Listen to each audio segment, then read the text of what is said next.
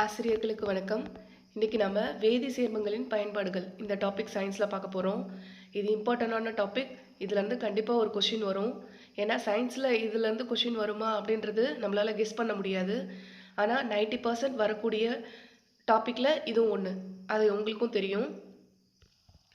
இதை நான் ஓரளவு ஷார்ட்கட்டோடு சொல்கிறேன். எனக்கு ஷார்ட்கட் வேணாம் மேம், நான் மெமரி பண்ணிக்கிறேன் அப்படின்றவங்க அப்படியே இதை பார்த்து நீங்கள் நோட்ஸ் எடுத்துக்கோங்க. சரிங்களா? இப்போ டாபிக் உள்ளே போகலாமா? அதுக்கு முன்னாடி இந்த வீடியோவுக்கு எல்லோரும் ஒரு லைக் போடுங்க. சயின்ஸ் வீடியோ நிறைய பேர் கேட்குறீங்க, ஆனால் அதுக்கான ரீச் பார்த்திங்கன்னா நமக்கு ரொம்ப கம்மியாக தான் இருக்குது. ஏன்னா நாள் நெருங்கிட்டே இருக்குது. நம்ம போடுற கண்டென்ட்டு நிறைய பேருக்கு ரீச் ஆகணும். அதனால் எந்த டாப்பிக்கில் போட்டால் நிறைய பேருக்கு யூஸ் ஆகுதோ அந்த மாதிரி டாபிக் தான் போட்டுட்ருக்கேன். உங்களுக்கு இது மாதிரி சயின்ஸ் வீடியோ நிறையா வேணும்னா கமெண்ட்டில் சொல்லுங்கள். எக்ஸாம் முடியறதுக்குள்ளே முடிஞ்ச அளவுக்கு சயின்ஸ் வீடியோ போஸ்ட் பண்ணுறேன். சரிங்களா? வேதி சேர்மங்களின் பயன்பாடுகள். வெடி மருந்தாக பயன்படும் வேதியியல் சேர்மம் பொட்டாசியம் நைட்ரேட். இதுக்கு ஷார்ட்கட் எப்படி வச்சுக்கலாம்னா, இங்கே வெடி மருந்து இருக்கு இல்லைங்களா, நைட்ரேட். நைட்டில் பொட்டுன்னு வெடி வெடிச்சா தூங்க முடியாது, அதை ஞாபகம் வச்சுக்கோங்க. அப்போ பொட்டாசியம் நைட்ரேட், வெடி மருந்துன்னா பொட்டாசியம் நைட்ரேட். நைட்டில் பொட்டுன்னு வெடி வெடிச்சா தூங்க முடியாது. நெக்ஸ்ட், புகைப்பட தொழிலில் பயன்படும் வேதியியல் சேர்மம். இப்போ இங்கே என்ன சொல்லியிருக்காங்கன்னா, புகைப்பட தொழில் அப்படின்னு சொல்லி கொடுத்துட்டாங்க. இங்கே நமக்கு ஆன்சர் வந்துட்டு சோடியம் தயோசல்ஃபேட்.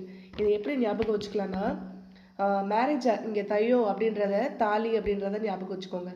ஜோடியாக தாலி கட்டும்போது புகைப்படம் ஃபோட்டோ எடுப்பாங்க. அப்போ சோடியம் தயோசல்ஃபேட் புகைப்பட தொழில் அப்படின்னு வரும்போது தாலி கட்டுற நேரத்தில் தையோ அப்படின்றத தாலின்றத ஞாபகம் வச்சுக்கோங்க. தாலி கட்டுற நேரத்தில் ஜோடியாக இருக்கிறத புகைப்படம் எடுப்பாங்க. ஏன்னா இதில் எல்லாம் பார்த்திங்கன்னா sodium chloride, sodium thiosulphate, potassium nitrate, potassium sulphate, இந்த மாதிரி நிறையா வரும். நமக்கு கொஞ்சம் எல்லாம் ஒரே மாதிரி இருக்கிறதுனால நமக்கு கொஞ்சம் ட்ரிக்கியாக யோசித்தோம்னா நம்ம அங்கே ஆன்சரை கரெக்டாக அடிச்சிடலாம். உணவை பதப்படுத்த பயன்படும் வேதியியல் சேர்மம்.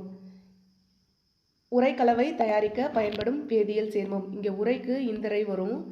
இப்போ இது ரெண்டுமே ஒன்று தான், சோடியம் குளோரைடு. இங்கே உணவை பதப்படுத்த அப்படின்னும் போது அது சோடியம் குளோரைடுனா வேறு எதுவும் இல்லை, உப்பை தான் நம்ம சோடியம் குளோரைடுன்னு சொல்லுவோம். நம்ம சமையலுக்கு யூஸ் பண்ணுவோம்ல, உணவை பதப்படுத்தினா ஊறுகாக்கெல்லாம் நம்ம யூஸ் பண்ணுவோம் உப்பு, அதுதான். உரைக்கலவை தயாரிக்கவும் அதுதான் பயன்படுது. இது ரெண்டுத்துக்குமே ஒன்று தான், சோடியம் குளோரைடு. அதை ஞாபகம் வச்சுக்கோங்க. அப்போ சமையலுக்கு, உரைக்கலவை தயாரிக்க, உணவை பதப்படுத்த, இது எல்லாத்துக்குமே உப்பு தான் யூஸ் பண்ணுறாங்க. அதாவது உப்போட வேதியியல் வாய்ப்பாடு தான் சோடியம் குளோரைடு. சரிங்களா? நெக்ஸ்ட் பார்க்கலாமா? அஜீரண கோளாறுகளை சரி செய்ய பயன்படும் வேதியியல் சேர்மம்.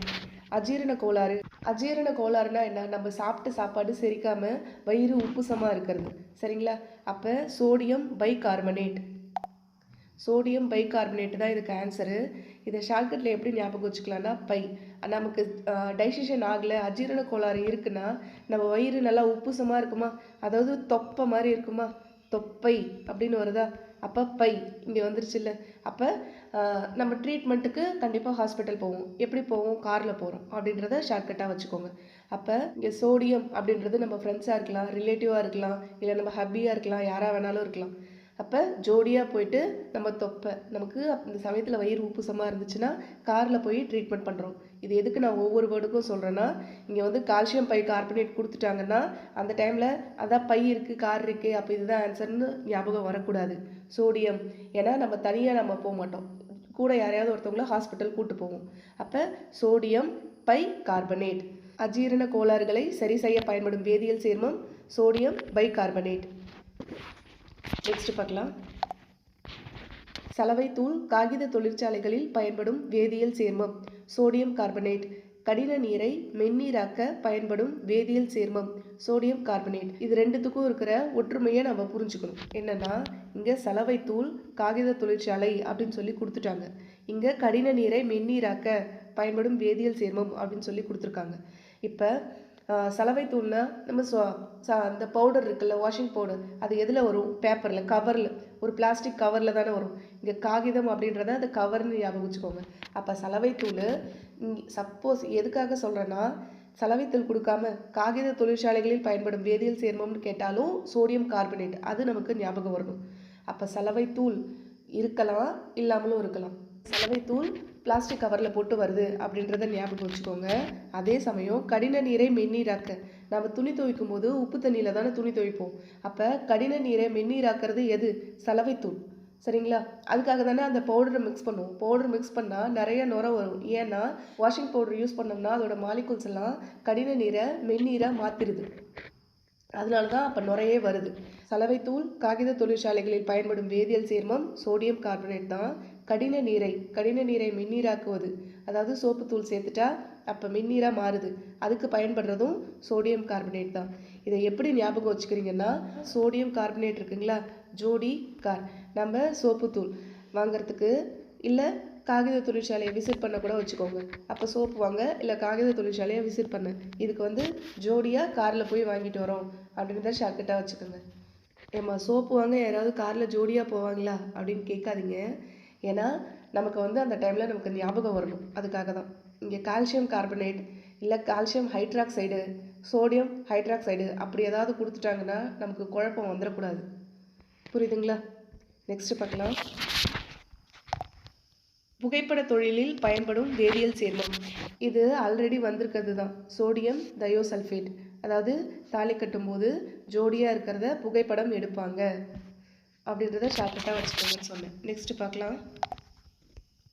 சுண்ணாம்பு அடிக்க பயன்படும் வேதியியல் சேர்மம். சுண்ணாம்பு அடிக்க பயன்படும் வேதியியல் சேர்மம் கால்சியம் ஹைட்ராக்சைடு. இதை எப்படி நாம் ஞாபகம் வச்சுக்கலாம்னா, சுண்ணாம்புனாவே அங்கே என்ன வந்துடும்? கால்சியம் வந்துடும். அதாவது இல்லை இப்படி கூட வச்சுக்கோங்க. சுண்ணாம்பு அடிக்கிறாங்கன்னா அவங்களுக்கு எலும்புகள்லாம் நல்லா வலுவாக இருக்கணும். அப்படின்னா தான் அவங்களால அந்த கையெல்லாம் உயர்த்தி நல்லா சுண்ணாம்பு அடிக்க முடியும். அப்போ எலும்புகள்னாவே என்ன வந்துடும்? அங்கே கால்சியம் வந்துடுமா? அப்போ சுண்ணாம்புனா கால்சியம் ஹைட்ராக்சைடு. ஹைட்ராக்சைடுன்றது ஹைட்டுன்னு ஞாபகம் வச்சுக்கோங்க. செவுறு நல்லா ஹைட்டாக இருக்குமா? அப்போ நல்லா ஹைட்டாக இருக்கிறவங்களால ஈஸியாக சுண்ணாம்பு அடிச்சிட முடியும். அப்போ சுண்ணாம்பு அடிக்கிறவங்களுக்கு கால்சியம் சத்து வேணும், எலும்புகள் வலுவாக இருக்கணும், அவங்க நல்லா ஹைட்டாகவும் இருக்கணும். அப்போ தான் ஹைட்டாக இருக்கிற சோத்துக்கு சுண்ணாம்பு அடிக்க ஈஸியாக இருக்கும். இப்போ சுண்ணாம்பு அடிக்க பயன்படும் வேதியியல் சேர்மம் கால்சியம் ஹைட்ராக்சைடு. பற்பசை தயாரிக்க பயன்படும் வேதியியல் சேர்மம். இப்போ இங்கே பற்பசைனாவே என்னது? பல்லு ஸ்ட்ராங்காக இருக்கணும்னா என்ன வேணும்? பேசிக்காக கால்சியம் சத்து வேணும். சரிங்களா? அப்படி சப்போஸ் நம்ம பல்லு ஸ்ட்ராங்காக இல்லைன்னா காரில் போயிட்டு டாக்டரை பார்த்துட்டு வருவோம், கால்சியம் சத்து இல்லைனாலும். சரிங்களா? அப்போ பற்பசை தயாரிக்க பயன்படும் வேதியியல் சேர்மம் கால்சியம் கார்பனேட். இதெல்லாம் அப்படியே ஞாபகம் வச்சுக்கோங்க. இந்த ஷார்ட்கட்டை அப்படியே பார்த்துட்டே வாங்க. நான் லாஸ்ட்டாக கொஷின் கேட்குறேன், உங்களுக்கு ஞாபகம் வருதான்னு பாருங்கள். ஓகேங்களா? நெக்ஸ்ட்டு, சிமெண்ட் தயாரிக்க பயன்படும் வேதியியல் சேர்மம். சிமெண்ட் அப்படின்னு வந்துச்சுனாவே, சிமெண்ட் எதோட கலவை? சுண்ணாம்பு, ஜிப்சம் இதெல்லாம் சொல்லுவாங்கல்ல. சுண்ணாம்புன்னு வந்துருச்சுனாவே அங்கே கண்டிப்பாக கால்சியம் வருங்க. எதில் வேணாலும் எந்த வேதியியல் சேர்மம் வேணாலும் கேட்கட்டும், அங்கே சுண்ணாம்பு, சிமெண்ட்டு இந்த மாதிரிலாம் வந்ததுன்னா, பல்லு இந்த மாதிரிலாம் வந்துச்சுன்னா அது கண்டிப்பாக அந்த இடத்துல கால்சியம் வரும். இது எப்படி ஞாபகம் வச்சுக்கிறீங்கன்னா, இந்த கால்சியம் ஆல்ரெடி சொல்லிட்டேன். இந்த சல்ஃபேட்டுக்கு எப்படி ஞாபகம் வச்சுக்கிறீங்கன்னா, வீடுகளில் நம்ம வண்டி பைக் இருந்துச்சுனாலோ இல்லை கார் இருந்ததுனாலோ உள்ளே நிறுத்துவோம்ல, அதாவது போர்ட்டிக்கோக்குள்ளே நிறுத்துவோம்ல, அப்போ ஒரு ஸ்லைடு மாதிரி சிமெண்ட் போட்டு நல்லா பூசியிருப்பாங்க. பார்த்துருக்கீங்களா? இதில் குட்டி பசங்க என்ன பண்ணுவாங்கன்னா சர்க்கஸ் விடுவாங்க, அப்படியே உட்காந்துட்டு கீழே சல்லுன்னு போவாங்க. பார்த்துருக்கீங்களா? அப்போ அந்த சல்ஃபேட் அப்படின்றது அந்த சிமெண்ட்டை பூசி நல்லா முழுகி வச்சுருந்தா அதில் சல்லுன்னு விளையாடுவாங்க. அப்போ சல்ஃபேட். சிமெண்ட் தயாரிக்க பயன்படும் வேதியியல் சேர்மம் கால்சியம் சல்ஃபேட். செயற்கை மழையை உருவாக்க பயன்படும் வேதியியல் சேர்மம் சில்வர் அயோடைடு. இது எப்படி ஞாபகம் வச்சுக்கலாம்னா, செயற்கை மழைன்னு கொடுத்துருக்காங்களா, இங்கே சில்வர் இருக்குது. இதை எப்படி ஞாபகம் வச்சுக்கலாம்னா, கொஞ்சம் யோசிச்சு பாருங்கள். வெள்ளி போல் அருவி ஊற்றுது, அருவியிலேருந்து தண்ணி வெள்ளி கம்பி போல் ஊற்றிட்டு இருக்கு அப்படின்னு சொல்லுவாங்களா. அப்போ அந்த தண்ணி ஊற்றுறத தண்ணி வர்றதை என்ன சொல்லுவாங்க? அருவியிலேருந்து வர்றது, மேலேருந்து கொட்டுறதெல்லாம் அதாவது வெள்ளி கூட கம்பேர் பண்ணுவாங்க, சில்வர் அப்படின்றத ஞாபகம் வச்சுக்கோங்க. சரிங்களா? வெள்ளி அருவி, வெள்ளி வீழ்ச்சி இதெல்லாம் சொல்லுவாங்கள்ல, அதுக்காக சொல்கிறேன். நெக்ஸ்ட்டு அயோடைடு, செயற்கை மழை அப்படின்னு சொல்லியிருக்காங்க. மழையை உருவாக்கும் போது மழை நமக்கு கரெக்டாக இருந்ததுன்னா ப்ராப்ளம் இல்லை. ஆனால் அதே டைம் மழை ரொம்ப அதிகமாக பயிர்கள் எல்லாம் சேதமாயிடுச்சுன்னா விவசாயிகள் என்ன பண்ணுவாங்க? ஐயோயோன்னு கத்த ஆரம்பிச்சிருவாங்களா, இவ்வளோ மழை வந்துருச்சு அப்படின்ட்டு. ஷார்ட்கட்டுக்காக சொல்கிறேன். அப்போ சில்வர் அயோடைடுனா செயற்கை மழையை உருவாக்க பயன்படும் வேதியியல் சேர்மம். நெக்ஸ்ட்டு புகைப்பட சுருளில் பயன்படுத்தப்படும் வேதியியல் சேர்மம். இங்கே வந்து என்ன கொடுத்துருக்காங்கன்னா புகைப்பட சுருள். அங்கே நமக்கு இன்னொன்று இதே மாதிரி கேட்டிருக்காங்க. அது என்ன ஞாபகம் இருக்குங்களா? புகைப்பட தொழில். புகைப்பட தொழிலில் பயன்படும் வேதியியல் சேர்மம் அப்படின்னு கேட்டாங்கன்னா அது வந்துட்டு சோடியம் தயோசல்ஃபேட். அதாவது ஜோடியாக தாலி கட்டும்போது புகைப்படம் எடுப்பாங்க, அதை ஞாபகம் வச்சுக்கோங்க. ஆனால் இங்கே என்ன கொடுத்துருக்காங்கன்னா புகைப்பட சுருள். புகைப்பட சுருள் அப்படின்னும் போது அது என்னது வரும் ஆன்சரு? Silver bromide. இதை என்ன ஞாபகம் வச்சுக்கிறீங்கன்னா மேரேஜில் ஃபோட்டோலாம் எடுத்து முடிச்சிட்டா இந்த ஃபோட்டோ காப்பி வாங்கிட்டு வருவாங்கல்ல, அதுதான் அந்த புகைப்பட சுருள். அதை வாங்கிட்டு வரதுக்கு போவாங்கல்ல, அதுதான். அதை ஷார்ட்கட்டாக வச்சுக்கோங்க. யார் போகிறாங்கன்னா ப்ரோ. அதாவது அந்த டைமில் நாம் போக மாட்டோம், நம்ம தம்பியை தான் கெத்த அனுப்பிச்சி வைப்போம். நீ இப்போ வாங்கிட்டு வாடா அப்படின்னு சொல்லிட்டேன். அப்போ நம்ம ப்ரோ நம்ம தம்பியை நம்ம அனுப்பி வைக்கிறோம். அதை வந்து ஒரு சில்வர் கவரில் போட்டு தராங்க. அப்போ அந்த புகைப்பட சுருளை நம்ம ப்ரோ தான் போய் வாங்கிட்டு வராங்க. அந்த அந்த ஃபோட்டோஸ்லாம் எதில் இருக்குது? புகைப்பட சுருள் எதில் இருக்குன்னா ஒரு சில்வர் கவரில் போட்டு கொடுத்துருக்காங்க. இது ஷார்ட்கட்டாக வச்சுக்கோங்க. அப்போ புகைப்பட சுருளில் பயன்படுத்தப்படும் வேதியியல் சேர்மம் சில்வர் புரோமைடு. நெக்ஸ்ட்டு கண்ணாடிக்கு ரசம் பூச பயன்படும் வேதியியல் சேர்மம். இப்போ நாம் இதுக்கு ஷார்ட்கட் சொன்னோம் இல்லைங்களா, இதுக்கு ரிலேட்டடாகவே இதையும் பார்த்துடலாம். ஓகேவா? இப்போ வந்து நம்ம ப்ரோ தான் போயிட்டு நம்ம தம்பி போய் புகைப்பட சுருளை வாங்கிட்டு வர போகிறாங்களா ஃபோட்டோ காஃபியை. அவங்க எப்படி போகிறாங்கன்னா இங்கே கண்ணாடிக்கு ரசம் பூச. இங்கே ரசம் பூசை விட்டுருங்க. கண்ணாடி அப்படின்றத சன்கிளாஸ் அப்படின்னு ஞாபகம் வச்சுக்கோங்க. கண்ணாடின்றது சன்கிளாஸ் அப்படின்றத ஞாபகம் வச்சுக்கிட்டிங்கன்னா இது ஈஸியாக இருக்கும். ஏன்னா சன்கிளாஸில் இந்த ரெண்டு பக்கம் இருக்கு இல்லைங்களா, கண்ணாடிக்கு பக்கத்தில் இருக்க ரெண்டு பக்கம் கம்பி மாதிரி இருக்கும். அது வந்து மோஸ்ட்லி பார்த்தா சில்வர் கலரில் தான் இருக்கும். சன்கிளாஸில் அந்த ரெண்டு பக்கம் இருக்கிற கம்பி சில்வர் கலரில் இருக்கும். அதை ஞாபகம் வச்சுக்கோங்க. இங்கே நைட்ரேட் அப்படின்றது என்னென்னா நைட்டில் போயிட்டு யாராவது சன்கிளாஸ் போடுவாங்களா? ஆனால் நம்ம தம்பிங்கள்லாம் கெத்துக்காக நைட்டில் சன்கிளாஸ் போட்டுட்டு போகிறாங்க. நைட்ரேட் எங்கே போகிறாங்க? இந்த ஃபோட்டோ காப்பியை வாங்கிறதுக்காக போகிறாங்க. ஓகேவா?